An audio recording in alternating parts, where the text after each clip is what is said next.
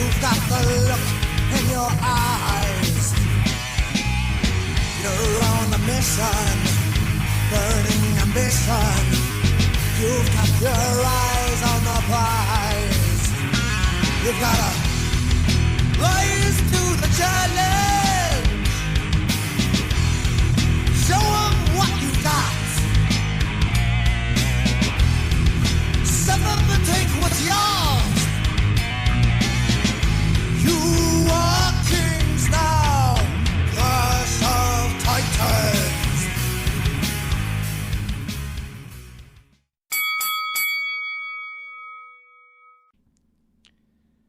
Hey everyone, this is Anthony with Tornado Tag Podcast. This is interview number 2, and we have on the phone the dark horse, Johnny Moran. What's going on, man? Hey, what's going on? Nothing much really.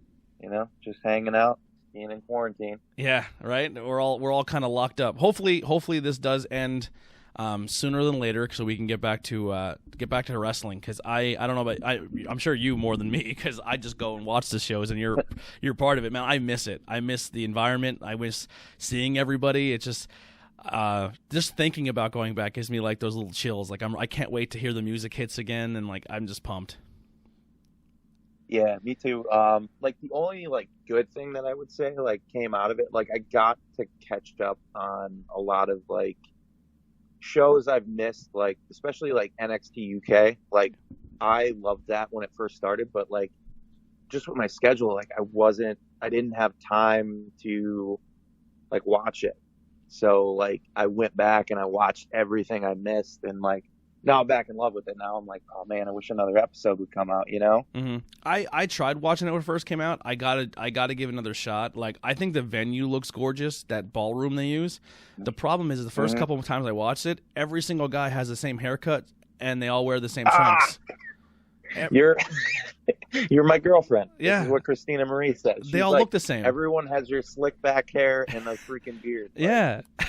they're different now. They're different. You got to watch it now. You got to get to the like more recent episodes, like probably the end of 2019, the beginning of 2020. Yeah. Like as soon as Walter comes on the scene, like everything starts to change a little bit. Mm-hmm. Yeah, I definitely got to get back in because there's a lot of talent there I'm a fan of, but the problem is like the guys who I was seeing them first off, I'm like, they're super talented, but they all kind of have the same wrestling style. They all have the same look. It was kind of like, can someone like I'm a gimmick guy. Like, can someone come out in like a mask or something? Can we get something interesting here? Like, I want at least one gimmick per show. They have they have Ligero in it now, and he was like even like before I started wrestling or anything like on the independents, he was like the mask guy from the UK that did like luchador-esque performances. Mm-hmm. So he's there now, and he came after. Like I'm telling you, like start it from when Pete Dunne wrestles Walter at that takeover, and watch it from there on, and you'll see what I mean. Like things change, people are different, and not everybody has a slick back hair and a beard. Yeah, I'll definitely put on my list. Another thing I have to try to catch up on is NWA. Because now that they're really not I think they just put a new episode out yesterday. They were saying, but I guess they took literally a break. last night. Yeah, so I have to catch up on NWA Power. That was one I always watched when I did the stair stepper at the gym. So I am caught up, and I need to watch last night's episode now. Yeah, how do you feel about the no audience things? Are you completely against it? Or are you because like for example, like Header on our show, he's like he goes, even if it's good, man, and the stories are there, it's so hard for me to watch it. It's just not. I have to wait till it comes back to normal. I can't watch it. He's completely checked out. Yeah, it's rough. I think what they're doing is great and trying to keep it like up and current for everyone, but it's so hard to watch without an audience. Like you're almost better off doing all the cinematic stuff. Like I love the Money in the Bank. I love I had fun with Firefly Funhouse. Mm-hmm. We'll never like, get those again. Cinematic, right? And like I enjoyed the heck out of those. Well, did you see that Sting released himself from his Legends contract? So the chances of getting a cinematic Taker versus Sting is probably not going to happen now. Yeah, I saw that this morning actually. Yeah, I'm not a big Sting guy, to be honest. He doesn't do it for me. Um, I was huge in the Sting when I was like little, and he had the the bleach blonde hair with the The face paint Stinger, and the yeah. bright colors. Like, yeah, I was never a big like Crow Sting fan. As soon as he went that way, like that's when I turned away from him. Yeah, I watched Sting. Like I seen first time I seen Sting, and then I didn't know this as a kid that like him and Warrior were tag team partners, so they kind of each took the gimmick into their respective promotions. But I was like, this guy's Right. a low budget. He's a low budget Warrior. He's doing the same face paint and everything. I was like, I'm not interested. And then he did the Crow thing. I was like, really, dude? Like, be original. Then he went to TNA and he did the Joker face paint. I was like, I'm completely done with this guy. Like, he doesn't have an original bone in his body. He's always trying to bite off some pop culture thing. Like, I was just like, I'm over him. And then I watched him wrestle and I was like, he's Bret Hart. Super technical. He's really good at what he does, but it's not keeping me interested for 30 minutes. Like, it's not my style. It's not my style. Like, I like technical wrestling, just that style of technical wrestling is not for me. Like, I could watch a Daniel Bryan, I could watch something like that, but like, I was never really high on Bret Hart. He didn't do it for me either. I was just like, oh, all right, whatever. Now You Owen, didn't like the I Quit match? no. I mean, Stone Cold was Really? all right in it, but just, I don't know. It didn't do it for me. Come Yeah. on. I was so anti-Bret. Really? Yeah. I really bought into the Bret-Shawn feud, and I was just like, anytime Bret was on, I was like good night. I'm taking a nap. I was a huge Shawn Michaels mark. Whenever I like show people like wrestling that never have seen wrestling, like that's the match I show. Like Brett and Austin. Austin WrestleMania 13. Yeah. And Bret gigged him that match, right? Bret's the one who cut him. Yes. Yeah. Yeah. You let him cut him. That's interesting. That's crazy. It's one of those interesting behind the scenes stories. All right, so let's on that note, where was your start off watching wrestling? Can you remember your first wrestling experience? I don't remember my first wrestling experience because I was so young. But it was because my brother James. My brother James was a huge wrestling fan, and he was my older brother, so I wanted to be like my older brother. And he used to bring home, like, he had a cassette tape he made for me that I ended up ripping and destroying, a like WrestleMania 2 like cassette tape that like had the recording of the match. I used to play with his LJNs. Like, my first memories are playing with his like massive LJNs and like smacking them together while he pre-recorded like all these Saturday Night Main Events, and so I had those on cassette tapes that I would just put on while I would play with my wrestlers. So what's the age difference between you and your brother? He's 10 years older than me. Okay, so you're very similar to me. Me and my little brother are 11 years apart, so it's like that's a different style of brother growing up, because it's not like you have that close age thing where you're like at each other's throat, and it's more or less like you're like, if you're younger, it's kind of like you look up to him almost like a parent figure, not so much a brother figure. And if you're the older figure, it's kind of like you're looking at them as like you're raising. You're like, everyone's like, you want kids? It's like, no. They're like, why? I'm like, I raised my little brother. I'm good. I experienced it. Yeah. You know what I mean? Like, yeah. Yeah. So like, if it was one match, I'd probably say it was Hulk Hogan versus Macho Man Randy Savage, with James Buster Douglas as the outside enforcer or whatever it is. It's from Saturday Night Main Event. There's only 2 matches on that episode. That's how much I know this like whole show to Z. Were you a Hulkamaniac or were you a Macho Man guy? I was a Hulkamaniac when I was a kid. I was a Macho Man guy. Yeah, see, but like my problem was like I loved everyone, and like I was the kid that like when people were like, "Oh, wrestling is stupid and fake," like I would defend people, like if they're or like even if my friends were like, "Oh, you like Hulk Hogan?" Like I was like, "Yeah, but I like the Macho Man too. Like I like Ravishing Rick Rude. I like the Ultimate Warrior. Like everybody was so unique and everybody was so different that like I still do it now. Like I'll watch stuff and I'll just be like, oh man, look at how they did this, or look how someone did that. And I'm just like, everybody was so different. And that's a lot of like, even like now, like I know there was a promoter that like told someone why I wasn't getting a push is because like Moran doesn't do drop kicks. And I'm like, I can do drop kicks, but you see everybody else in every other match do a drop kick. Why am I going to do a suicide dive?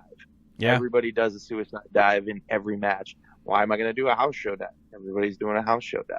Yeah. Like, that's what I kind of miss about wrestling. Like, everyone was so unique back then. Like, you see the big boot with the leg drop. Hulk Hogan. Simple. Like, no one else did that on the card. You know what I mean? Like, now it's like, oh, I do the sling blade. This other guy does the sling blade. Also, this other guy does the sling blade. Mm-hmm. 15 Canadian destroyers. Jake this. Yeah, exactly. And then, like, that poor guy, you know, Petey Williams is trying to end the match with that. And, like, 2 matches before that, you saw a guy do it 4 times and didn't affect anybody. You know what I'm saying? Yeah, I even like looking at, like, we'll just kind of dip into a little bit here, and we'll Tarantino it, but like how you were saying too at like PPW, I look for, like, you're one of the names of the card that I look forward to watching, as well as like, or my like Andy, even though he's on the show, like, I'm not trying to put him over super heavy, but like, because you guys understand that style of wrestling where you don't have to be flashy flippies and doing all this aerial and stuff that, like, I guess your normal wrestling fan today is gravitated to. Like even with Deshaun, like, you guys you guys don't do the same moves you're gonna watch all night long. You guys have more ring psychology, where like an older school fan like myself is like, oh, they're telling a story in there. Whether it either be your moves, whether it be your facial expressions, whether it be your banter between the ropes, like, I like the stuff like that. So every time I'm on a card, I'm like, where's Moran? Circle it. Even though I do wish you were defending your title more, I circle it. I'm like, all right, Johnny's here.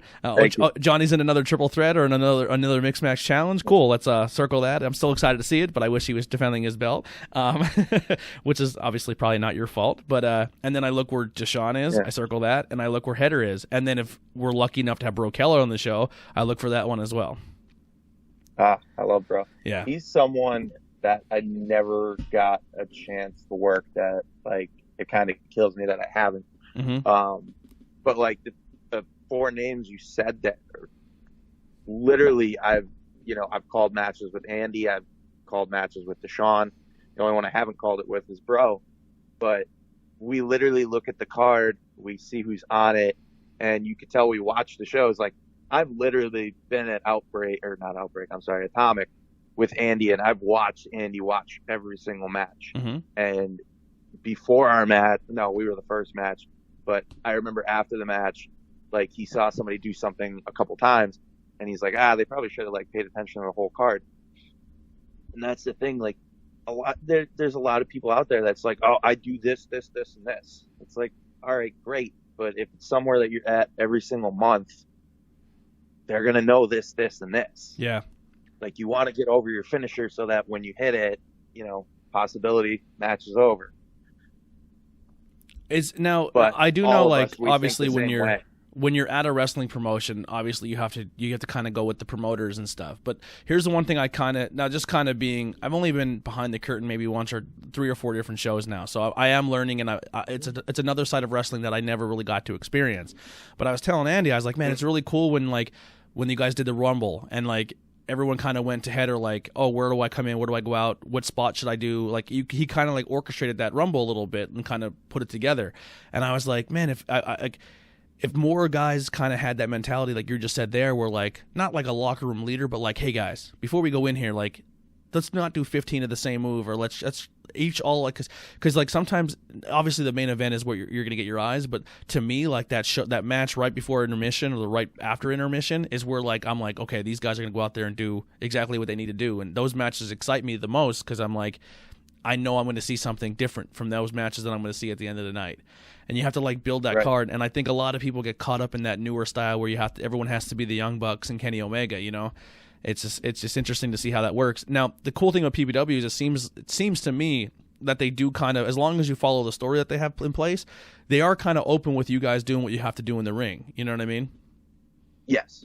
Which is nice. It does give you creative control or freedom. Yeah, it's usually the endings, like, they may want something specific, but that's anywhere you can go. Yeah. I've been at places where it's like, A to Z, we want you to do all this. Mm-hmm. And, that's not fun. You're not being, like, I look at it as art. Like, you're not making art then. Yeah. You know what I mean? it's definitely a cool locker room, man. The talent of PPW has definitely won me over. Like, it's just like they're super impressive. Like, you have the guys there, and then you have all the House of Glory guys. And they're just like on another level. Like, those guys come in ready, and they're prepared, and they're just polished at what they do. They're so talented. Yeah, definitely. Yeah, PPW is a great experience. And if you're listening to this and you haven't gone to a PPW show, as soon as this outbreak is over, as soon as this pandemic is over, Outbreak is another one you should go check out. But definitely see these local wrestling shows. They're a really, really good time, I promise you.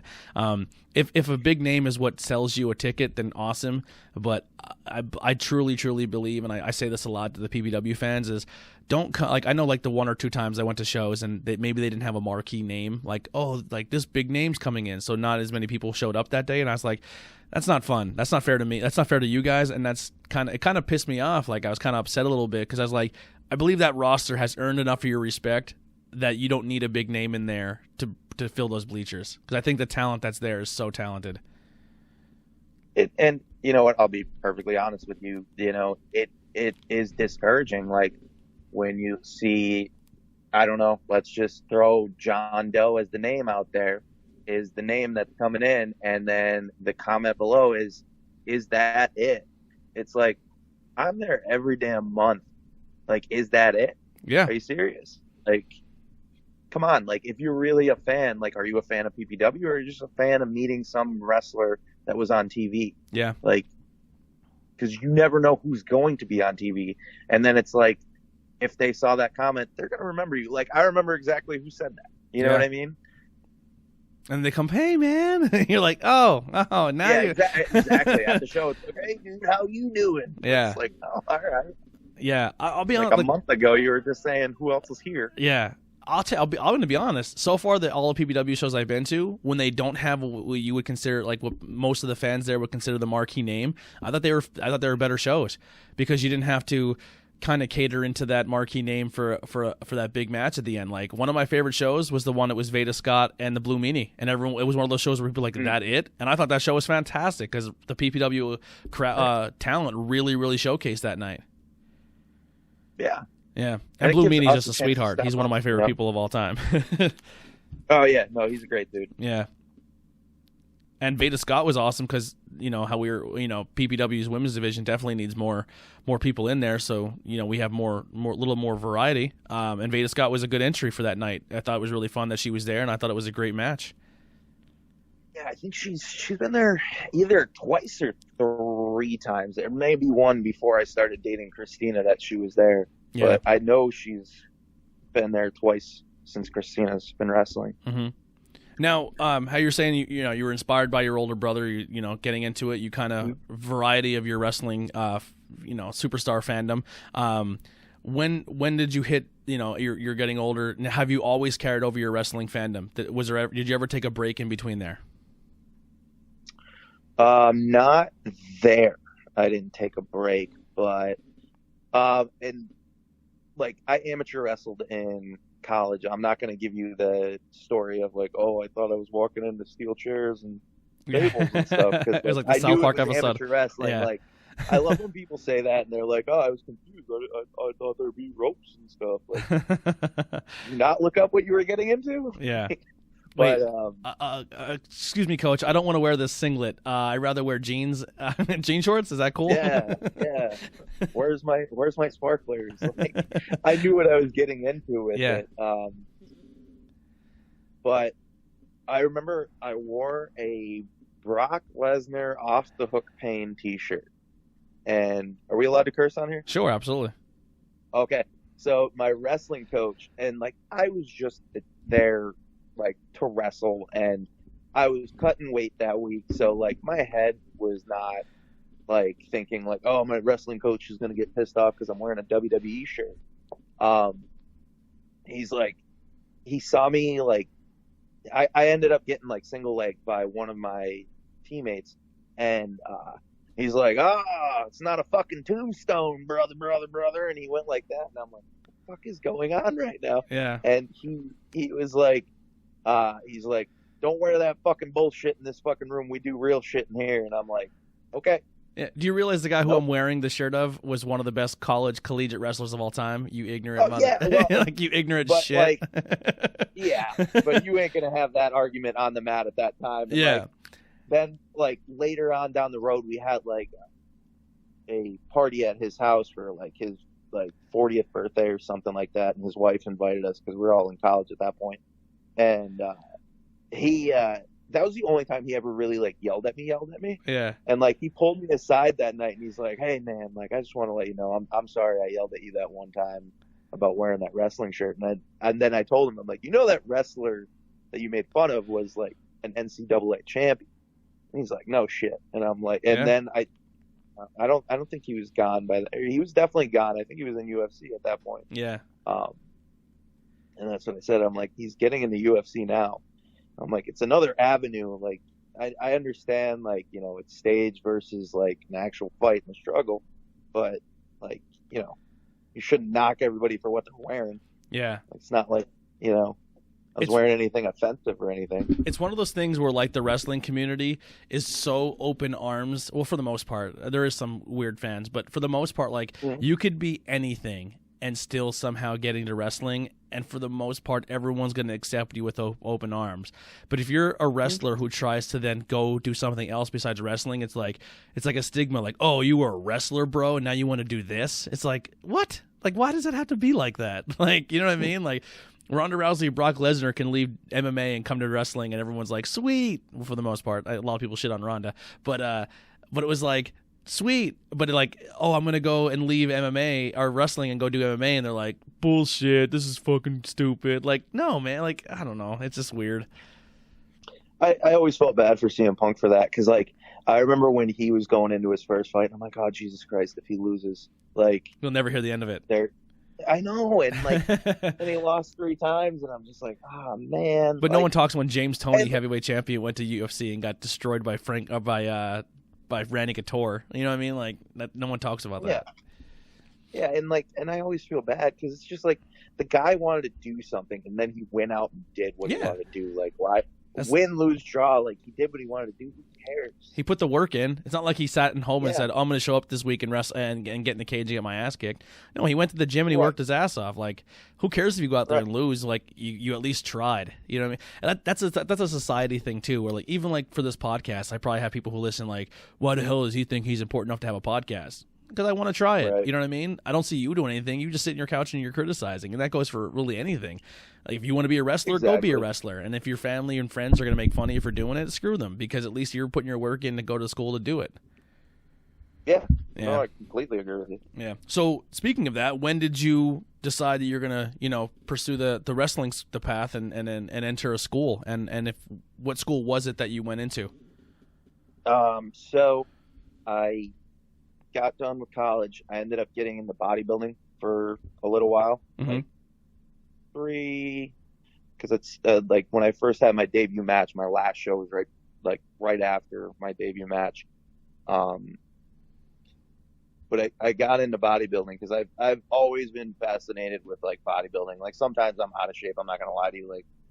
Recently I haven't been in the greatest shape, but it's something that I have a passion for and that I always loved. Even in high school, I did powerlifting on the powerlifting team. But after probably my 3rd or 4th year doing bodybuilding, I messaged my friend Mike Mitchell and another friend that no one knows. His name's Eric. That's been my friend since we were little kids. And I was like, I wonder if we could actually wrestle. There's got to be somewhere that we can actually wrestle. And I remember when I was in college, I looked up wrestling schools in Scranton, and because I've lived in Scranton my whole life. Is that where you is that where you grew up and raised? Is the Scranton area? Yes. Okay, cool. So I looked it up. I remember in college, and there was nowhere near except for Allentown. And I've said it multiple times. I saw that the Wild Samoans was an hour away from me. It's in Allentown. Well, they were in Hazleton for a little while. I'm not sure. How old are you? I don't know your actual age. I'm 31. 30. So when they were, So you were like high school when they were still, because I'm 33, so you were still younger when they still were out of Hazleton. Yeah. This, like, I was probably like 25, 26 when I was looking at the two wrestling schools. But even when I was in college, like, they were in Allentown because they had the video of them running. Like, they had like a little like cinematic trailer that I ended up finding out that John Trotsky made of them like running around the blocks of Allentown. And I'm like, there's no way. Because like, even then, like, I've had a full-time job or a part-time job at least, since I've been 15 years old. My dad's rule was, if you want a car and you want a phone, you got to have a job and pay for everything. So I've had a part-time job or a full-time job since I've been 15 years old. So I knew with my schedule and everything, I like to work out for like 2 hours a day, and there's no way I'm going to make it to a 2-hour drive and then work out 2 hours and get my work in, and plus my schoolwork, plus amateur wrestling at that time too. Mm-hmm.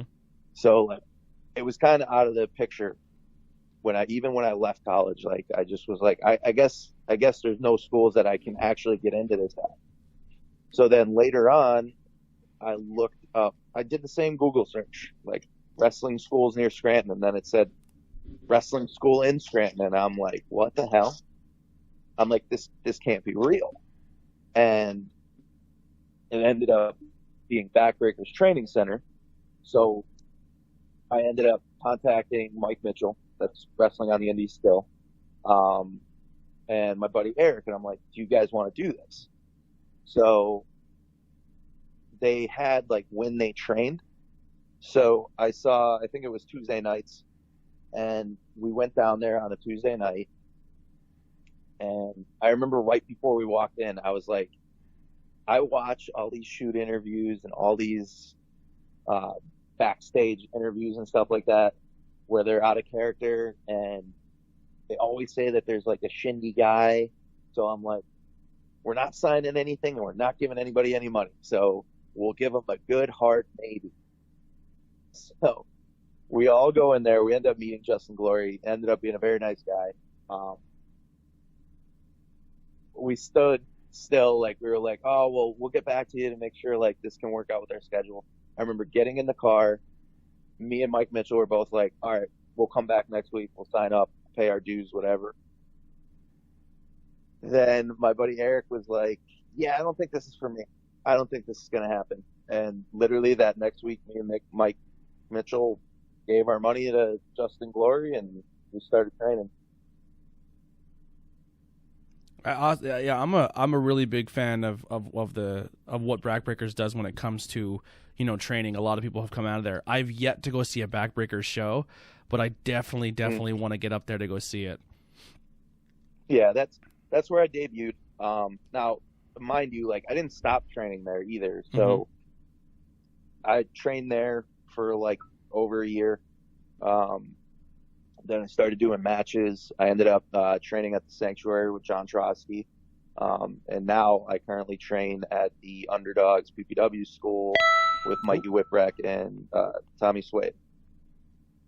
Okay, nice. So now, I'm kind of a... now, when you say you train there, are you training? Are you coaching as well, or just training? At the PPW school, I do have a class normally on Wednesday nights. Obviously, with all this going on, there's no class on Wednesday night. It's Whipwreck on Monday, me on Wednesday, and Tommy Swade on Saturday.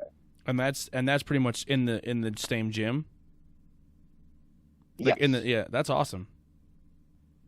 Yeah. I mean, it's a great experience for me. Tony had faith in me to help train the kids, and I was honored to even be in name next to those guys. You know what I mean? Because they've done so much, Tommy and Mikey Whipwreck. And, you know, like, I go just to literally, sometimes I don't even do anything in the ring with Mikey or Tommy. Like, I'm there just to learn the little tips that they're giving the kids, you know? Yeah. Now, how long have you been wrestling? Like, what's your tenure now? How long have you been doing this? 6 years. 6 years. Do you remember your debut match? Yeah. I do. It was against all that Keita Murray and Kit Cassidy, and my tag partner at the time was Dan Blazer. What was your going in? Were you nervous, scared? What were that first match feeling? I kind of want to get it over with. I remember that. Like, we were main event because, like, those three graduated in November and I graduated in March. It was WrestleMania 31 because, like, what Justin used to do, he used to have a show before the pay-per-view, and then people would pay for the pay-per-view and watch the wrestling show before it, or just come for the pay-per-view afterwards. Mm-hmm. But, like, they were in, like, this little triple threat feud thing, and then, like, they brought me in as, like, Dan's bodyguard, and then we ended up having a tag match the next month, and it was, you know, I was so excited to get out there, but I just remember, like, standing in the back, I'm like, God, like, because I knew, like, anything, like, nerve-wise or how I was going to feel or whatever was going to come out in this first match. So I'm like, I just need to get this over. Once I get over this hump, we'll be fine. Like, smooth sailing from here. And, but, like, as far as, like, nervous, I wasn't nervous because, like, when I wrestled amateur, I was wrestling amateur in front of people. When I did plays in high school, like, I spoke in front of people. And that's what I kind of always told myself. I'm like, why are you going to get nervous in front of, like, 10 people when you've been in front of hundreds? You know what I mean? Yeah. Now, do you prefer playing the babyface role or the heel role? Depends on the situation, really. Like, because I like doing both, and I don't know if I like one better than the other. I just have fun wrestling. So, like, the only time I hate doing anything, I hate being, like, the tweener. So, like, the guy that's, like, half heel, half baby face. Like, yeah. I'd rather either just all the way heel, all the way baby face. I hate this, like, in between stuff. Like, yeah. Who do you think? We'll just stick with. Well, this would be a PPW question. But who do you think are some of your favorite heels at PPW at the moment? That you, like, when you watch them go out there and do their thing, you're like, okay, I'm a fan of what they do. Clutch Adams. Yeah. Number one heel. You know what I mean? Like, I remember when they brought him in and they wanted him to be a baby face. And I literally went up to him and I'm like, you're a baby face? And he goes, right, bro? And I'm like, I know. I'm like, I don't think I've ever seen you baby face. He's like, bro, I know. And I'm like, yeah. Oh my God, I love when they let him. I know it was kind of like a thing where a lot of the heels don't go out to the public and do stuff out in front of people. But for some reason, they gave him the spot right by the entryway there, and he was just heckling fans. It was gorgeous. It was so fun. And, like, people, and, like, as we're walking by, I was like, "Yo, I'm the champ. You're not gonna buy my headshot. You're not gonna pay for this right now." And he's, like, putting people on the spot. I was like, "This is I love it. It was awesome." Well, I remember being in the back, like when I tell you, like, he was begging to be a heel, and I don't know if they had no plans for him to do something as a babyface or what, but I remember somebody saying, like, go ahead, Clutch, go out there and be a heel during intermission and prove me that you could be a heel. And he went out there and went off on this little girl on her birthday, and it was tremendous. And from that moment on, he was heel. I was a big fan of Mason as a heel. I know he's a face now, but oh my God, he was fantastic as a heel too. Yeah, Mason's very good too. Him in that promo they did with him and Evander as, like, the best friend stepbrothers thing was yeah. It's fantastic. Yeah, that was funny. Yeah, once again, one of those House of Glory guys. Really, really good. Yeah. Nice. Now, do you have any funny or maybe embarrassing stories that you've experienced in between the ropes? Probably not in between the ropes. I think the most notable one is the me pooping my pants in at Excellence, professional wrestling. So Oh, I had a stomach bug. Yeah, I I did had a not know stomach about bug this. the entire. Yeah, no, it's on multiple podcasts, so it's not an OG story. Um, so I had like a stomach bug, like the Wednesday, Thursday, Friday before the Saturday show, Hmm. and I was literally the Friday. I was thinking about like messaging like I'm not coming because like I was just like so sick. But like towards the end of Friday night, I was like, I'm not, dying here anymore. I guess this is okay. So when I got there, I told the owner, Dave, I was like, Dave, listen, like whatever I'm doing, like just like I'm telling my opponent, like they can't hit me in the stomach. I'm like, could you just please make sure nobody's gonna mess with me? And like he's like, yeah, sure, like. And like Dave, like if you ever get to meet Dave at Excellence, he's like literally when people say salt of the earth people, like he's the salt of the earth person. He's just nicest person you'll ever meet. And he told my opponents not to screw with me. And literally I went through the whole tag match, everything, and people hit me in the stomach and kicked me in the stomach and stuff, but like nothing happened. Hmm. And I'm in my gear and I'm like, I gotta pee. So then at Excellence, there was like a exit curtain. So I went through the exit curtain, looped around the building, and went to the bathroom. And I'm standing peeing, and I farted while I was peeing, shit my pants. So it didn't technically happen In the ring. Yeah. Yeah, Dodged a bullet there. yeah, didn't happen in the ring. Like I have a goofy like we wrestled for Luke Gallows owned Wrestle America, Hmm. and so as an extra guy, I wrestled in North Carolina, South Carolina, and Georgia, and it was Thursday, Friday, Saturday, and when we were on the way to um,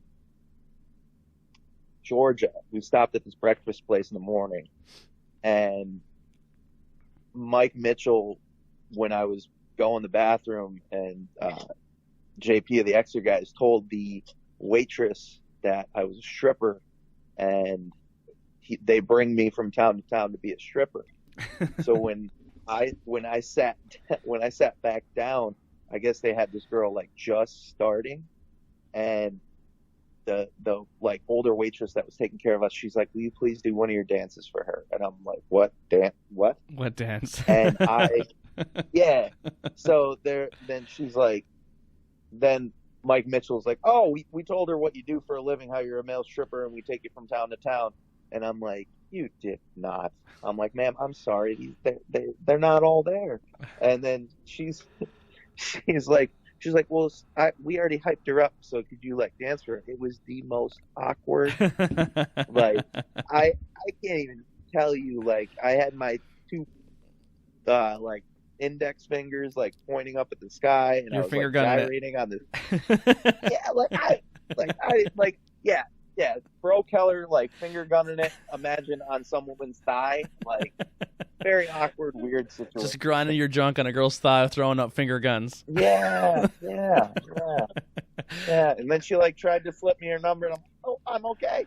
Listen, Alright. if you're anyone listening from PPW, I think we just found Johnny's new gimmick. If he ever changes, he can. Oh yeah. He's going to be the new male stripper of PPW. Yeah. Magic Johnny. Yeah, Magic Johnny. I like that. I think my girlfriend will stab me, but we'll go with it. I still think she should have entered the Rumble and threw you out. I thought that would have been fantastic, but it didn't happen at the PPW Resolution Rumble. Yeah, but then how would you get the story of me and Andy Header? Yeah, You know? very true. Very, very, very true. Yeah, so a lot of very positive things come from wrestling, and you meet a lot of great friends and meet get to work with a lot of awesome people. But you also all have the fortunate thing to talk about where you found your love, the love of your life, right? During wrestling. Yeah. How did that come about? She started liking my shit. She won't tell you that, but she started liking my shit. She was into the man at the time. Yeah. Yeah. She started liking my stuff, and I'm like, who's this? I remember because I was trying to get myself booked at Dynasty, like in a solo act. Like they had me there as an extra guy, and I was kind of trying to do my own solo thing, and I wasn't with the Mighty Militia or any team at the time. And I remember looking at the pictures from Dynasty, and I'm like, who's this? Hey, I'm like, hey I remember now. seeing her. Yeah. I was like, who's this chick? And so then I added her on Instagram, and I threw a like or two out there. She threw like 3 or 4 likes back, and I'm like, okay. You know what the funniest thing to do on Instagram is? I mean, I'm married, but I do it just to be funny. Is you go on someone's Instagram, just try it. It's really, really funny. And like you scroll, go to even if they have 1,000 of them, you scroll all the way down and hit like on their very first picture. It's hilarious because in their mind, they're like, "What the fuck?" Yeah, all that Keita Murray used to do that all the time, and he used to we used to work in an office together, and you would just hear him giggle, and he got such enjoyment out of doing that when someone would friend him. But then I remember she started liking my stuff, and I started liking her stuff, and we eventually met at, was it Outbreak? No, it wasn't Outbreak. I can't think of the name of the promotion right now. Joe Perfect owned it. I can't remember the name of the promotion. It doesn't matter. It was a very, it wasn't. I bet she remembers. They weren't allowed. Oh, 100%. 100%. I remember the fire hall or whatever we were in, but I had a long night the night before, and I remember I was wrestling Jamie Senegal that night, and I remember telling Jamie on the way up, I'm like, yo, this Christina Marie chick is here, and I want to talk to her. And he's like, okay, you're trying to get me to get you to get to her. And I'm like, yeah, that would work perfectly if you could do that. 'Cause I remember going up to her, and I was like, hi, my name's Johnny Moran. Like, that's how I said my name. I was like, hi, my name's Johnny Moran. And I was just like, hi, my name's Johnny Moran. And I completely walked away from her, and I was like, I remember walking by Jamie, and I'm like, can't do it, done, never gonna happen. Then I think it was the following month she was booked at PPW, and I had no intentions on talking to her or whatever, and she sat down in front of me, and she messed something up in the ring with Rick Recon. And I was like, why don't you try doing it this, and this way? And she was like, oh my God, that works so much better. And then it was kind of an open window. Mm-hmm. And we were just we always would watch each other's matches. And at this point, we're just friends. Mm-hmm. Cause that kind of clicked in my head. I was like, oh man, I don't want to date a wrestler. And her the same way. Your trainers tell you in when you're coming up in training, don't date a wrestler because it's hard to be in the business. And there's the famous Macho Man Randy Savage quote of, yeah, I did a gimmick with my wife. I had a wife in wrestling. Yeah. Now I don't have a wife. Yeah. So I did a promo with a wife and I lost my wife. Yeah, that. And so we always would just message about matches, and she would have matches, she would send it to me, I would send matches to her. And there was a Dynasty show I wasn't booked on, and she asked me where was I this weekend. I'm like, I don't have anything. I'm like, I have no show, I have nothing going on. And she said, well, I have Dynasty, I could try and get you on. I'm like, the promoter's kind of being a dickhead to me, and it was Chris Envy at the time. Chris, you were kind of a dickhead to me, so if you listen to this, you were a dickhead. So he was kind of blowing me off, and I was like, I don't know. I'm like, let me think about it. And then like the Friday before, I remember I was like, hey, like if I come out there, do you want to like hang out afterwards? And she's like, yeah, there's like a bar that my whole family goes to. And I'm like, oh shit. Well, that's not what I was thinking, but okay. Hi, It's Pops. like, you don't want to meet the parents on the first date, you know? And like, so then we ended up, I went to her show and I sold her merch the whole time. It was funny because her dad, like, she told me, like, that's my dad over there. He's going to try and hand you money for a shirt. Don't let him hand you money. And he's like this little, like, small, like, he's 100% Italian, I think. Yeah. But, like, he looks, like, Irish. He's kind of like me. Like, I'm more Italian than I am anything, and most people will think I'm, like, 100% Irish. I'm an Irish-Italian kid as well. Yeah, I'm an Irish-Italian Polak, so what are you going to do? Yeah. I'm an Irish-Italian English. Yeah, that's me. Oh, nice, Yeah. nice. So he came over, and I remember, like, he, like, put the money in the box, and he's like, I'm her father, so I'm paying for this. I'm like, okay. You got it, boss. I'm like, she told me not to. Yeah, she told me not to. But then, like, show ended up being over, and I remember we went to the bar together, and, like, I met her whole family and all that, and from that moment on, I remember, like, I don't know, we probably didn't date for, I want to say, like, it was more serious from that point on. Like, we knew each other liked each other, but we, like, both kept saying, like, you know, we're not supposed to do this. And that went on for, like, 2 months. And then it finally just was like, all right, I think we should date. How long you guys been together now? Like, time frame? 2 years. Nice. Awesome. Honestly, man, I think, like, when it comes to, I know it can be a backfiring moment, but I think, honestly, for, like, you guys and, like, I know Adina and Chris are dating and stuff, but I mean, like, you can definitely see when you guys work off each other and you feed off each other and make each other better in and out of the ring. It's not always a negative thing, and I think you're definitely one of those inspiring moments where he's like, listen, it doesn't have to be something unless you're going to make it negative, you know? Yeah. Yeah. No, I completely agree with you. Mm-hmm. So who are some of your I know a lot of the PPW fans are fans when big names come in, but who are some, we'll start off with some, you know, higher names of people who have done stuff in the business, like I guess we'd say like the guest spots. Who are some guest spots guys you worked with, and then who are some of your favorite local indie guys that you've worked with? Guest spot guys, I would Big Time Wrestling. My first name I ever teamed with, worked with, did anything with, like I wasn't in the extra guys yet. This was like my 4th match. I was on Big Time Wrestling. Shouldn't have been on the show. John Redbeard, I owe a lot of my career to. Mm-hmm. Him and Mike Mitchell pulled strings to get me on Big Time Wrestling. Definitely shouldn't have been in the match, but it was a 6-man tag, and I got there.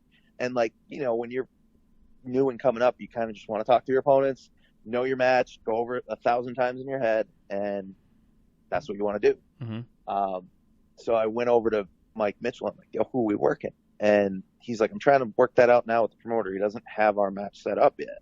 Because, like, in Scranton at the CYC, that, mind you, I went to the CYC my entire life to watch WWF, like, Mm-hmm. when they came in town. So, like, my uncle was coming. This is the only match my dad ever seen me wrestle before he died.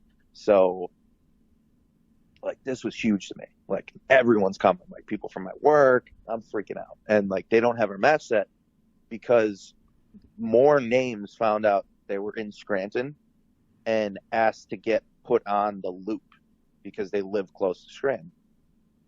So, Mike Mitchell comes over to me. He's like, all right, you're not going to be on our team. Your partner, Dan's going to be on our team. It's going to be you and Kit Cassidy. And we were with Keita Murray at the time. He ended up wrestling James Ellsworth.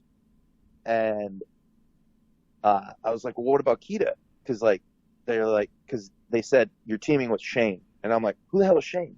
He's like, and Mike Mitchell knew that, like, when I was a kid, I used to call myself the franchise Johnny Moran. Yep.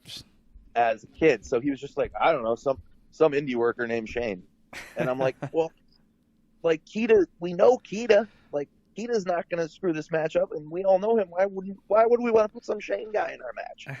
And he's like, I don't know, that's what the promoter wants, so we're stuck with it. So, and then I'm like, I'm like beating myself up as I'm walking the entranceway to walk to the back to meet this Shane guy. And I see the promoter, I'm like, hey, where's Shane? I kind of just want to, he goes, it's Shane, like, relax. Like, he's in this locker room. And I was like, all right. And like, I kind of just like rolled my eyes, walked by the guy, walk in the door, open the door, and it's fucking Shane Douglas. And like, needless to say, my mouth dropped to the floor, and he's like, hi, Shane. And I'm like, hi, I know who you are. Hi, I'm the franchise Johnny Moran. Yeah. I wanted to be you as a child. One of our guys on the podcast, his dad is a really big guy. He's not on the show as much as he wants to be, but behind the scenes, he's always talking to us. One of his favorite wrestlers is Shane Douglas. Yeah, of all time, he holds Shane Douglas as we always joke around like, I'm a Shawn Michaels guy. And he's like, Shawn Michaels sucks. Shane Douglas is way better. Like we always argue and fight all the time. Yeah, like Steve Austin is my guy. Like if I had to pick like my favorite wrestler of all time. But I have 2 Steve Austin shirts coming in the mail, but good thing my wife doesn't live as much. I make so much content, she can't keep up with it all. But yeah, when she finds out 2 more shirts are showing up, she's gonna kill me. Wow, that's crazy. I got the Stone Cold shirt that CM Punk wore during his pipe bomb, and then I got the old school Austin 316 one. They were on WWE Shop for $15. I was like, yep, they're coming home to me. Yeah, you can't pass that up. I have my wife went through my T-shirt collection. She only got half of it done because she has to order more bins, but two full bins are full of wrestling shirts. So I think I have like 150 wrestling shirts, and that's pro and indie ones. And I still need to add a Johnny Moran one and a Christina Marie to that bin. But every time you don't have the fat guy sizes, so I haven't just had a chance to get any of the ones yet. I have a Teespring now. Oh, you have a Teespring? I have a Teesprings now. So does she. Well, here's what we'll do. We both have Teesprings. Let's do something. We'll set it up for PPW. You send me your sizes, you and her sizes, and then you bring one of my sizes to your show, and we'll do a shirt trade.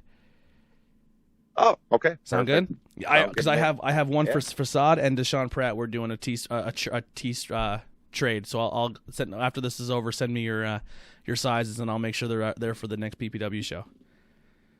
Sweet. I like how people do the jersey trade. So we're going to start doing that with T trades. I like that. Yeah. I like that.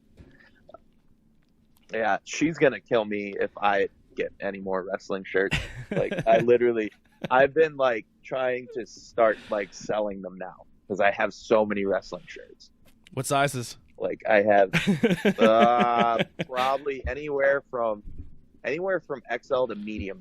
All right. Because when I used to amateur wrestle, I was a medium. Yeah. There's like 3 mediums in there. If any XLs, let me know. Send me photos. I'll take them off your hands. Okay. No problem. No problem. I have, especially if they're older school ones. I love I love going thrift shopping and finding like a wrestling shirt in the rack. That is the greatest feeling in the entire planet. I got a Cactus Jack shirt like that. Oh, really? Yeah. I love it. That's awesome. I have a T-shirt. It's the only thing in the world I have a problem with is T-shirts. I go to a wrestling show. I think not the last one, but 2 before that, I went to a PPW show, and I might have dropped like $120 on T-shirts, and that wasn't even counting Tim stuff. I only got one team shirt from Tim that day because I ended up getting I'm at the point now where I have almost the entire PPW roster's T-shirts. Goddamn. Yeah. Yeah.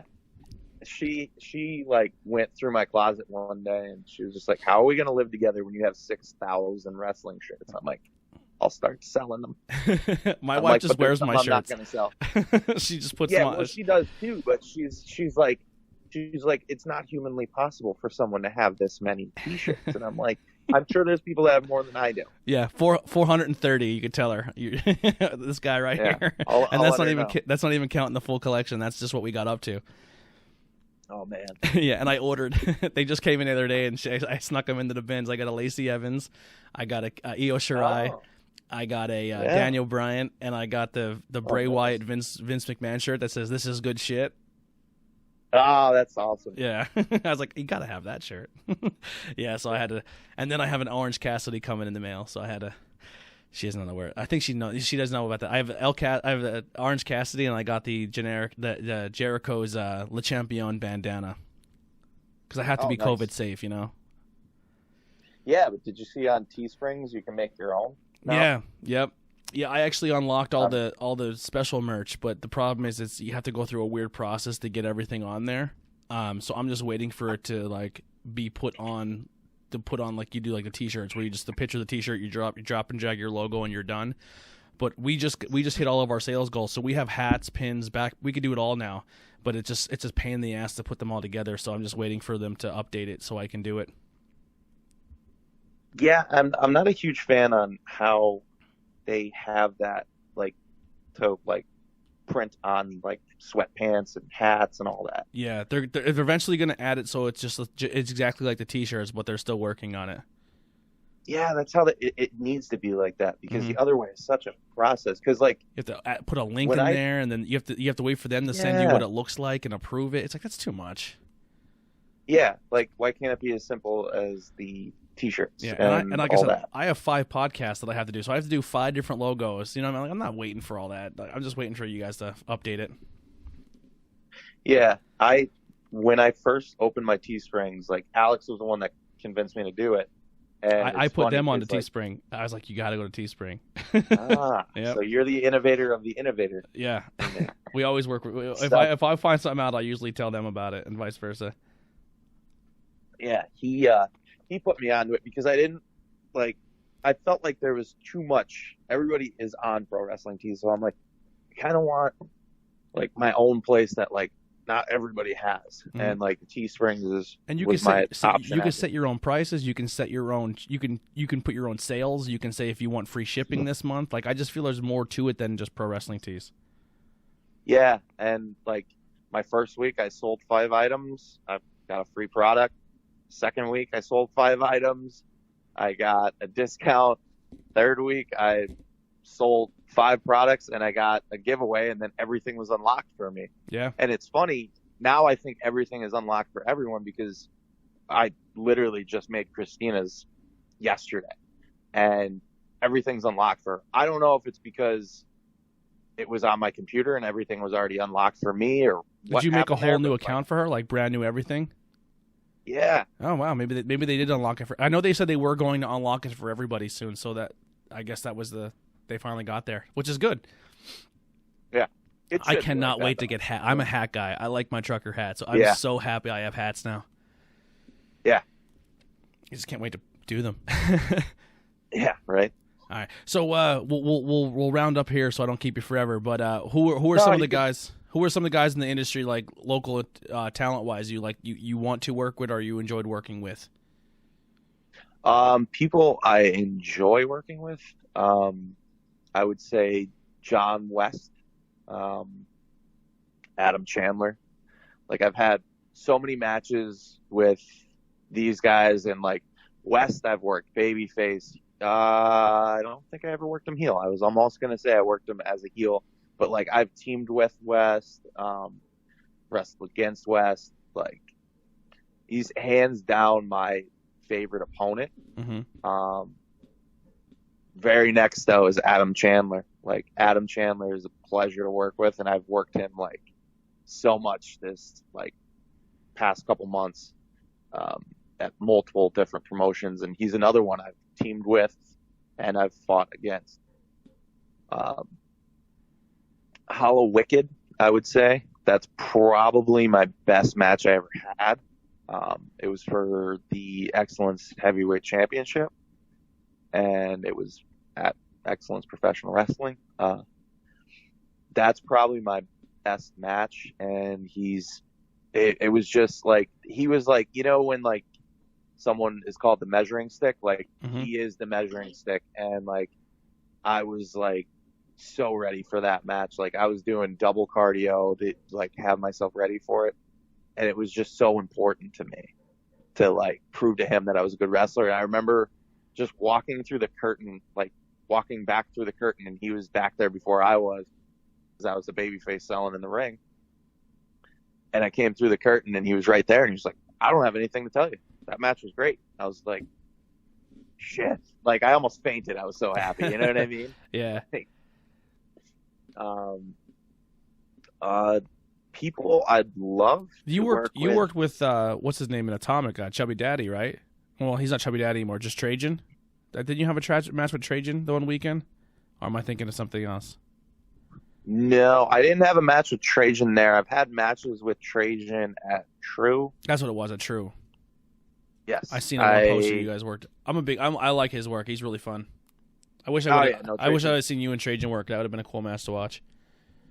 Yeah, it was me, Trajan, and Danger Jameson, I think. Okay. Yeah.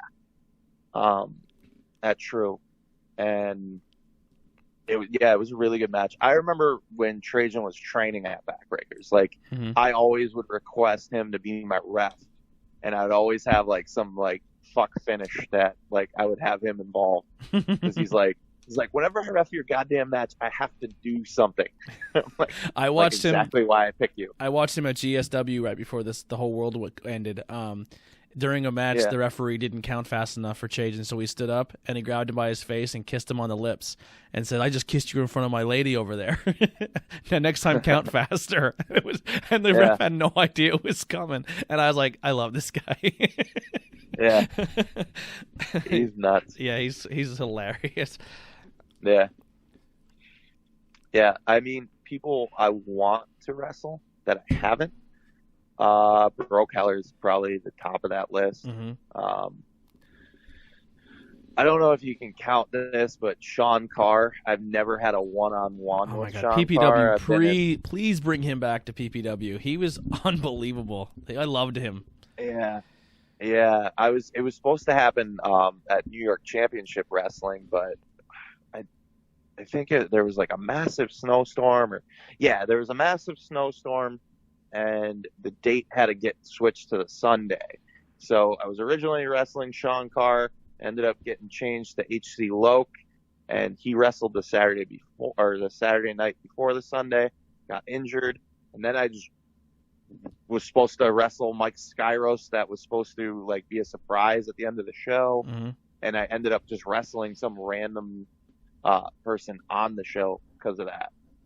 But it was like a crazy weekend. I'll never forget that. But like I was. Did he technically lose his belt at PPW, or did he have to relinquish it? I forget what happened with that. I'm trying to recall too. I don't remember if he ever actually lost it. I know he won it, and then I don't know if he dropped it or if he just like wasn't able to come, or he took that break from wrestling for a little bit. I'm not sure exactly what the thing was there. No, I think he lost it to Evander. Is that what it was? Yeah, you know what? You are right. That's exactly what happened. Because Evander was the next guy in line there. I was going to say, I'm pretty sure he lost it to Evander. So you're currently PPW's television champ at the moment. And then you are also a champion. You're a champion at what the other promotion? I don't know offhand. New York Championship Wrestling. I'm the heavyweight champion. Yeah. So you're currently holding 2 belts. Now I don't know what other belts on the promotions, but you are just the heavyweight championship away from being PPW Grand Slam champion. I am. Has that ever been done at PPW? Has anyone ever been Grand Slam champion before? I think Alpha Junior was. I'm pretty sure there was like a match where he like won all the belts or something. That was like early days of PPW.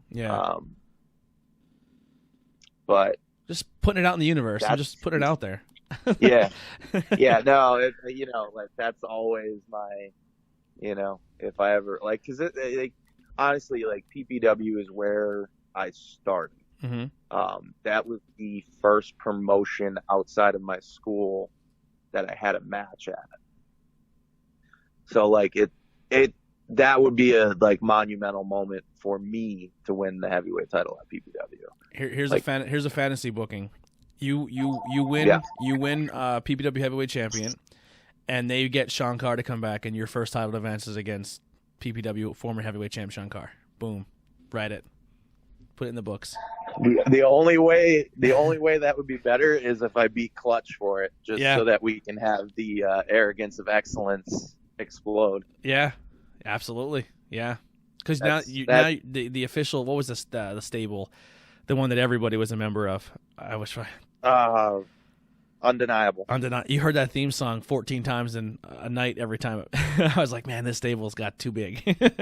Oh, I know. And like, he was the worst too. Ryan Race, like, I got custom music made, and he made Bob, the music guy, play his Undeniable theme, and I'll never forget it because when we're at Impact,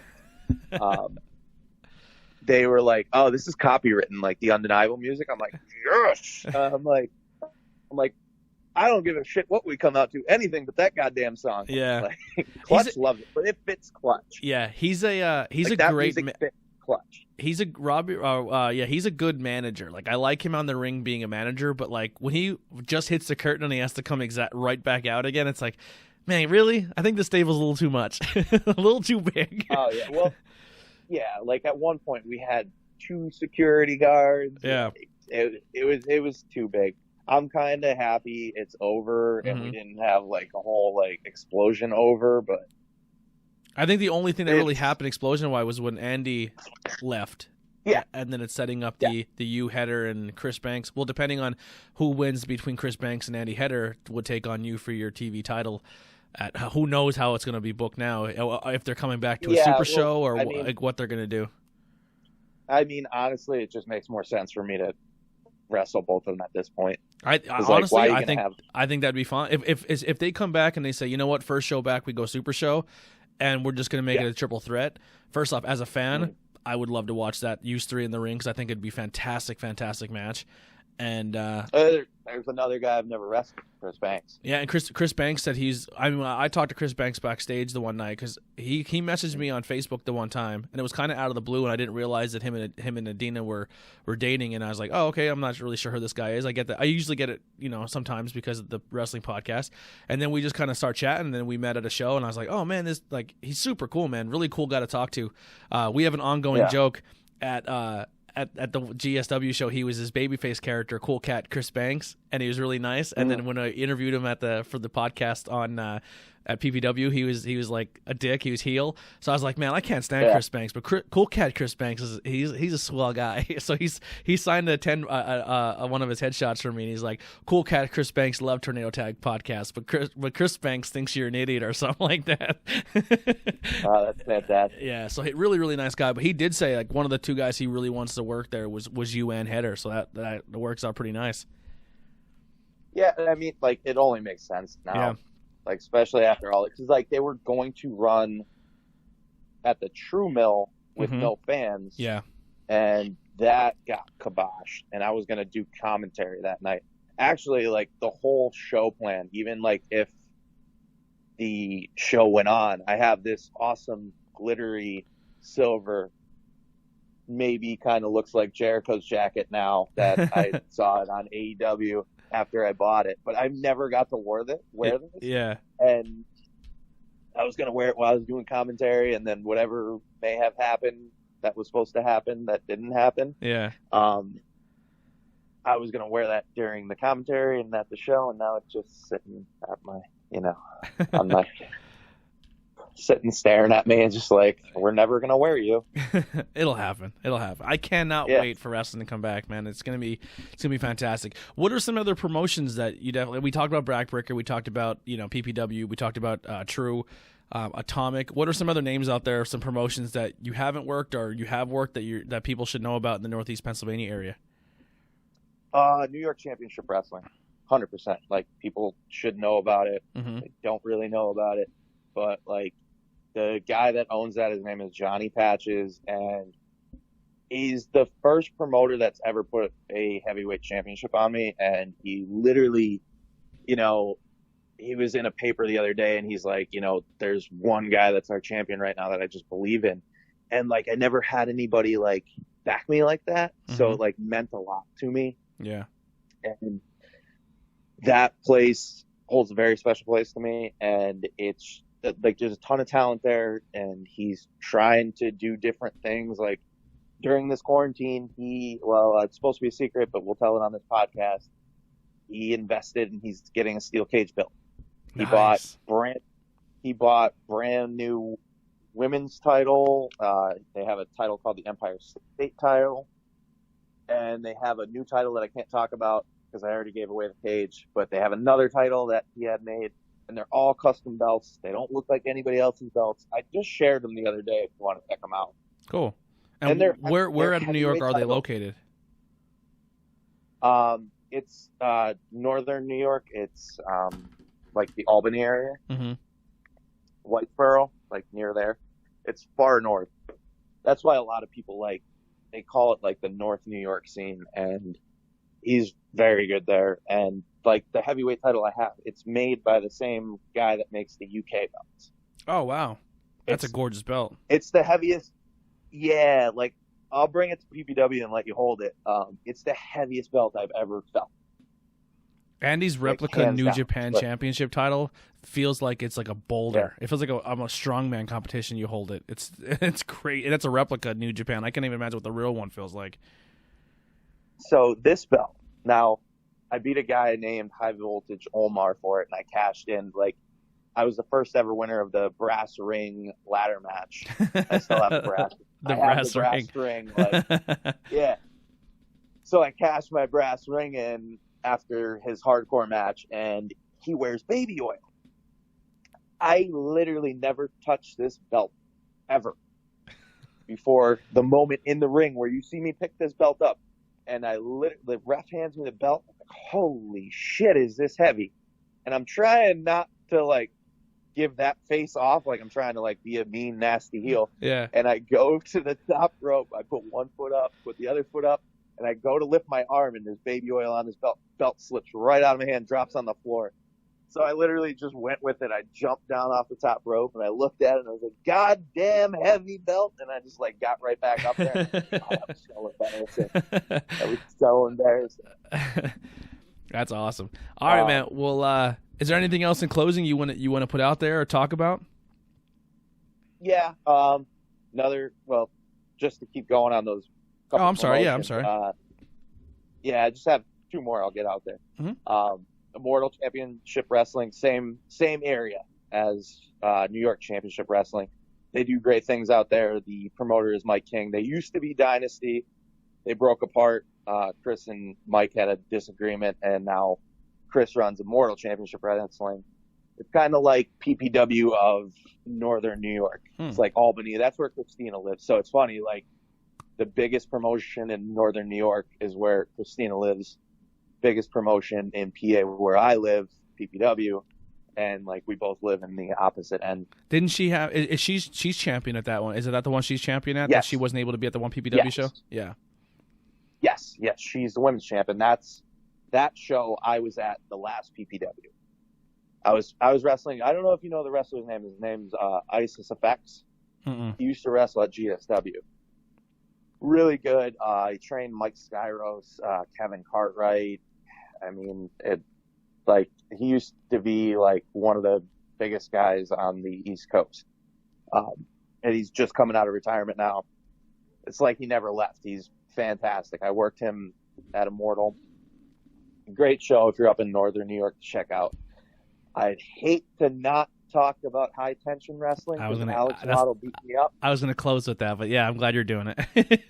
Yeah, no, I'll bring it up because there's another guy that if I said someone doesn't believe in me, that he's always believed in me.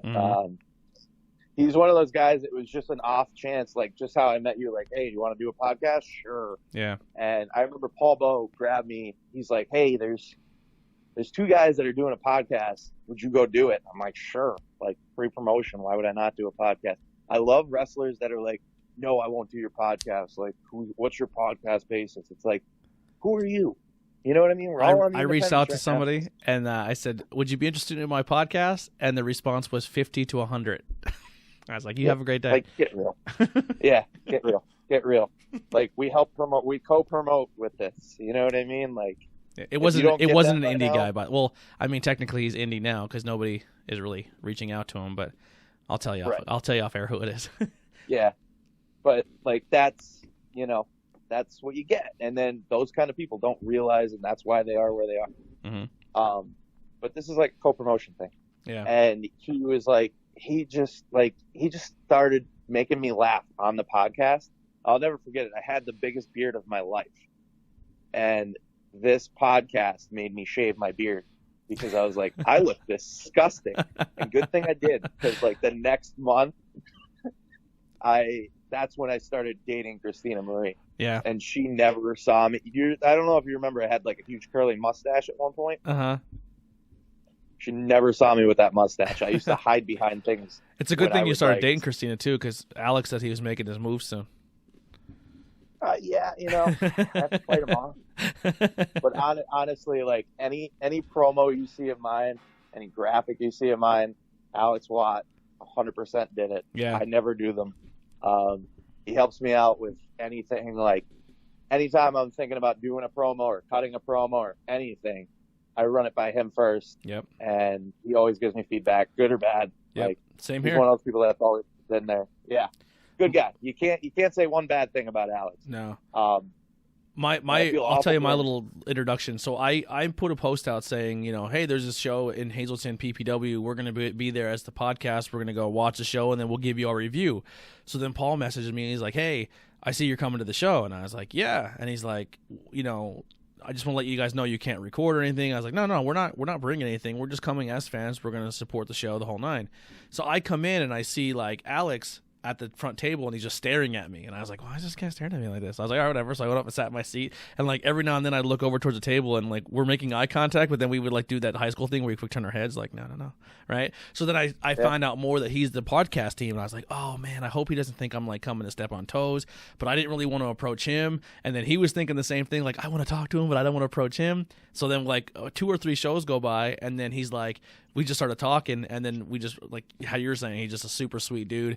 And like I said, he helps us with a lot of graphics. He helps, like, we bring the equipment to PPW shows, and then him and the Wicked Turtle team, him and Paul edit it. So it's like even though we're 2 separate entities, we do work very, very well together, which is really cool. And Alex is a sweetheart. I'm really, really excited for High Tension. Like, I think that's going to be a good time. Yeah, I know. I mean, I feel awful that like his first show had to get deterred, and he doesn't know when he's going to have the next show. Yeah. Because he's told me, he's like, I don't want to put a date out there and then this all get changed. Like, we don't know what's going to happen when everyone's out in the open. Yeah, so, they may open stuff up and then say you're only allowed to have gatherings of 50 people, and you don't want to run a wrestling show like that either. Yeah, let's be honest. Like, no one wants to see a wrestling show in front of 50 people. It sometimes happens, but especially on that end, that's something that he wants to make some kind of a profit off of. You know what I mean? Like, or at least be able to recycle. What we should do though, we should hang 50 tickets around the arena, and then 50 fans have to go in there and fight for the 50 tickets. So this way, you're a brilliant idea. You're getting like the top 50 fans that are really, really want to be there. You know what I mean? Yeah. And then they can find out what it's like to take a bump on that ring.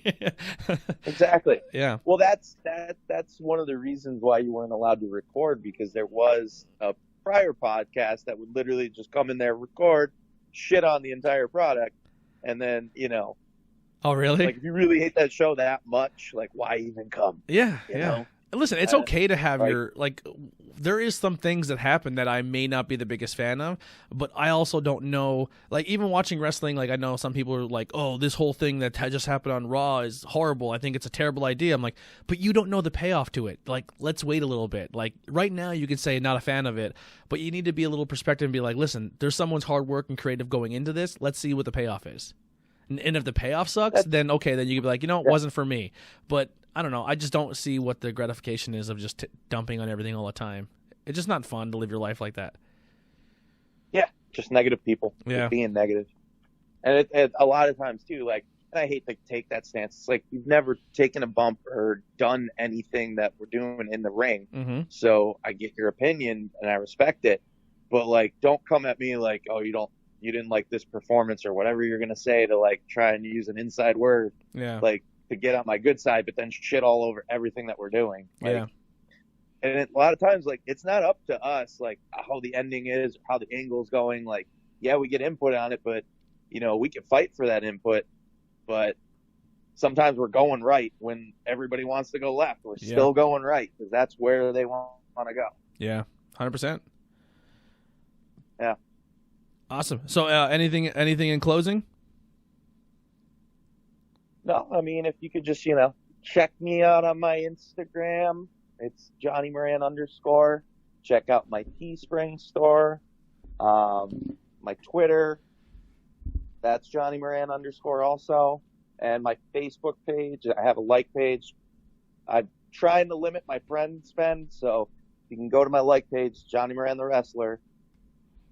And my YouTube channel, if you just look up Johnny Moran the Wrestler, you'll find my page. I literally have over 400 and some odd matches on there. Wow. And promos and all sorts of stuff. I even have my original bodybuilding stuff on there. Oh, wow. That's great. What did you wrestle in college at? What weight? 174. And then what was your weight at bodybuilding when you put everything on? My first show was 174. My second show I was 185. Third show I was at 195, and then I just kind of stayed at 195, 200. Yeah, that's still that's a lot of muscle mass from 175. Yeah, that's crazy. Yeah, well, the hardest thing was for me, like, I went into bodybuilding after I did amateur wrestling, so like I was doing like 5 miles a day running and stuff, and like I had to slow my cardio back just to get like my muscle back because I like destroyed a lot of muscle. Yeah. Just from so it was a lot of work. Yeah. When we end on this too, definitely send me over all your links and I'll put them in the description below. So everything that he's saying you can go check out. You can check out below down in the descriptions and go give all those accounts a follow and go support him and go buy some merchandise and rock your own Johnny Moran merchandise. Thank you. But yeah, man, thank you so much for doing the interview. I really appreciate it. If you ever anything else ever going on, or you just want to come on the show and talk wrestling with us, you're always more than welcome to. Can't wait to see you again in person. We could do our shirt exchange. And once again, thank you everyone for tuning in, and make sure you go support and follow Johnny Moran. I thank you for having me. Also, I do have a favor to ask, though. Sure. You have this Redskins podcast. Yes, I do. I have been a Redskins fan since I was a little boy. So yes, I totally forgot to bring it up while we were talking, like when we were talking before. You have just become my favorite wrestler because you're a Redskins fan. Yeah, I have Redskins gear. Do you really? I have 2 different sets of Redskins gear. Oh my God! You know, I was rooting for Andy for that belt, but if you walk out in Redskins gear, I may hit Andy with a chair. No. All right. Yeah, I have 2. I'll send you a picture of them. I have 2 different sets. Like, one set got screwed up on, and it looks like a thong on me, so that like only gets worn. Plus, it has the man, and I can't take it off it. Yeah. But there's a second set that I've worn at PPW. Well, I record usually Wednesday night. We'll record that show. If you're ever bored on a Wednesday night, and you want to talk Redskins with us, you can join us on the podcast. No, I definitely do, and it's like since I've started wrestling, I haven't watched that much football, and I would love and like that, like being on that or coming to visit on that, like will make me watch the Redskins. So we have really cool merch for that show too. Just putting it out there. Oh, see? I may want that merch. We took the Redskins logo and just put the show's name is Bros on the Warpath, so we just kind of put that in the logo, and then we made another one. I know people are like, oh, it looks like ketchup. That's because Heinz uses the same thing, but we took the Keystone, like the Pennsylvania Keystone, and we changed the circle and turned it into the Keystone that says Bros on the Warpath. Oh, that's because we're 2 Redskins fans from Pennsylvania. So yeah, maybe we'll work out something where you can come on and talk. Maybe we'll do it once the season starts, so this way you can like watch a game and do like a post game talk with us. Yeah. Also, Devontis from Shakara fame. he is a huge Redskins fan. He lives in the middle of Philly. So I'm like, I don't know how you survive. But and like he's in the Moran gang. So like if you want him on too, we can get him on too. Oh, fantastic. I always love hearing about fellow Redskins fans because there's not many of us. It's hard to find us. Oh, I know. Well, I didn't know about him either until Alex's video for the wrestlers like Arms of an Angel video. Yeah. If you watch it, he has this huge Redskins blanket behind him. I'm like, yo, I have that same blanket. You're a Redskins fan? He's like, yeah. Nice. I'm You like, got to send awesome. me. You got to send me his Instagram or whatever, so I can add him, so we can bond over Redskins love. But I'll tell you what, man, the Redskins Twitter community has been unbelievable. Like we made a Twitter account for that page, and we're almost up over like 200 likes. And we have other Redskins podcasts who reach out to us and like, yo, you're doing a great job. We like your show. And then obviously they listen to that and like, oh, you also do a wrestling one? I'm like, yeah, I'm an idiot. I do 5 different shows. They're like, yeah, you're crazy. I don't know how you do that many things. Yeah. But, and then some of them follow our beer show. It's really, really fun, man. But the Redskins Twitter community has been fantastic. Hopefully our goal is we can get like a player to call in or tweet us or something. The one podcast we went on and guest spotted on their show, they've already had like direct messages with players and former players and stuff. So it's like, and then we're like guest spotting on. Awesome. We're only 3 episodes in, so it's really cool, man. I'm really excited. That's a brand new one we just started. Yeah, I saw that and I was like, oh man, I love this. Yeah. Oh man, I'm huge Redskins guy. I won't buy, like everyone keeps asking whose jersey you buying like out of the new. I'm like, there's only one active player I own a jersey for. And every single time I own a jersey, 9 times out of 10, they're not in the team the following year. So I stopped buying new player jerseys. I only buy legendary ones. Thank you. Thank you. I'm in the same boat as you. Like, I get my RG3 one. I got it all like bought 3 of them.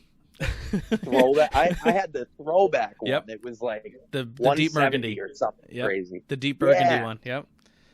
Yeah, it's a tight fit. Makes my arms look great. And watching that game. Literally, I always tell people, I'm like, I've never seen a horse die, but I watched RG3 die in a playoff game once. Yep. And then I was a huge Alfred Morris fan, bought his jersey, gone. Led the team, most rushing yards in one season as a Redskin, his second year in. I'm like, this guy's going to be our franchise. He's our main running back. Gone forever. I buy his jersey, he's gone. The only player I own right now is Ryan Kerrigan, and our defensive line is so insane that he's actually going to be coming off as a backup. You know what I mean? Which is insane to even think about, that Ryan Kerrigan's not probably our starting defensive pass rush, which is like insane to me because he's still so good. But we're going to be murdering quarterbacks this year. Quarterbacks are in trouble. That's good though. Yeah, Eagles first week. It's gonna be a long day. It's gonna be a long day for Carson. Yes, sir. And how about Carson's backup? His last name is Hurts. So every time they're going to be on the bench together taking photos, it's going to be Wentz Hurts. Every single. It's amazing. That's fantastic. like when the Patriots had Gay Love on the bench. Oh yeah. They're like, yo, don't sit next to each other. Move down. Yeah. But yeah, once again, man, thank you so much. And you know what? I'm even more of a Johnny Moran fan. You need Johnny Moran somehow, like a Redskins color merch. You need to somehow figure that out. I do. Yeah. I do. I was gonna do it when I had the gear made, but like I didn't sell enough of my other shirts to like switch on to something else. Yeah. So like, well, do you know where the origin of the Washington Redskins come from? No, I don't. I'm sorry. There used to be a team in Pottsville called the Pottsville Maroons. They were an NFL football team. They actually won the championship, the NFL championship. They beat the Cardinals. But because in this season they played Notre Dame's Four Horsemen as like an exhibition game, they got their championship stripped from them, and it actually ended up bankrupting the team. So the team went under, and all of the key players went from Pottsville to Boston, became the Boston Reds, and then went from Boston to Washington and became the Washington Redskins. That's insane because I'm a huge Notre Dame fan. Yeah. I like Notre Dame and I like the Washington Redskins. They are exactly my 2 teams as well. Oh, that's insane. All of my teams except Notre Dame are all teams from the Washington. I mean, I follow the Bulls, but I'm more of a Wizards fans because I didn't really like the way the Bulls did Jordan and that last team dirty. And this is before Yeah. before the documentary came out. And then I fell back in love with the Bulls of Derrick Rose, and that worked. Went and bought his jersey, bought like 4 of those, and that worked out great. Him and RG3 go down knee injuries the same year, and they were both sponsored by Adidas, I believe, too, which is awesome. I'm a huge Adidas fan, but yeah. So so there's, and the Redskins their training camp used to be out of Carlisle, Pennsylvania. So there's a lot of Redskins history in Pennsylvania. Man, I did not know that. Mm-hmm. Yep. Yeah. So and Pottsville's like the next town over from me. So it's kind of neat that like it's that history. So where it all started. Yep. All right, man. Well, I'll let you go. I'll end the podcast here. Thank you guys so much for tuning in. Check all the links below. Make sure you show your support, and we'll see you guys next time.